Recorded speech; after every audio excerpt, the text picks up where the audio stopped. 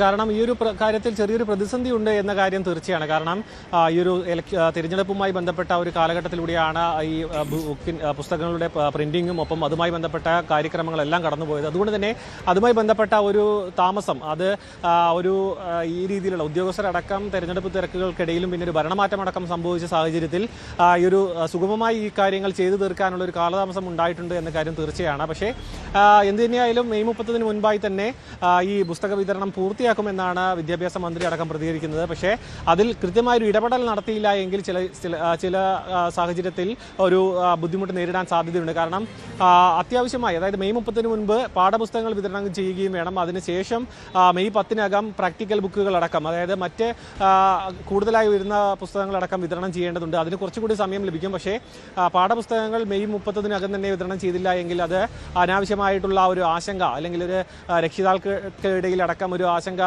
ഉണ്ടാകാനുള്ള സാധ്യതയുണ്ട്. കാരണം കഴിഞ്ഞ കുറേ വർഷങ്ങളായി കൃത്യമായി പാഠപുസ്തകം വിതരണം ചെയ്തുകൊണ്ടിരിക്കുന്ന അല്ലെങ്കിൽ അധ്യയന വർഷം ആരംഭിക്കുന്നതിന് മുൻപ് തന്നെ പാഠപുസ്തകങ്ങൾ വിതരണം ചെയ്യുന്നൊരു സംവിധാനം കേരളത്തിൽ ഇപ്പോൾ നിലനിന്ന് പോരുന്നുണ്ട്. അതുകൊണ്ട് തന്നെ രക്ഷിതാക്കളും കുട്ടികളും എല്ലാം ആ ഒരു സംവിധാനവുമായി ചേർന്ന് നിന്ന് പോകുന്നതുകൊണ്ട് പെട്ടെന്ന് ഇത്തരത്തിലൊരു പ്രതിസന്ധി ഉണ്ടാകുമ്പോൾ അത് പഠനത്തെ അടക്കം ബാധിക്കാൻ സാധ്യതയുണ്ട്.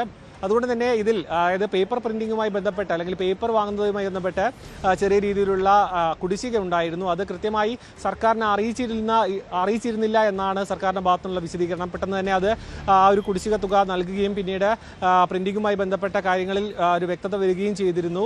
എന്തുതന്നെയായാലും വരുന്ന ദിവസങ്ങളിൽ കൂടുതൽ പ്രിന്റിങ്ങിലേക്ക് കാര്യങ്ങൾ കടക്കുമെന്നാണ് മനസ്സിലാക്കുന്നത്. അഭിലാഷ് സൂചിപ്പിച്ച പോലെ തന്നെ വലിയ രീതിയിൽ 3 കോടിയിലധികം പാഠപുസ്തകങ്ങൾ വിതരണം ചെയ്യേണ്ടതുണ്ട്. അതിനുശേഷം അതായത് അതിൽ നല്ലൊരു ശതമാനം വരെ പ്രിന്റിംഗ് കഴിഞ്ഞു എന്നാണ് വിദ്യാഭ്യാസ മന്ത്രി പറഞ്ഞത്.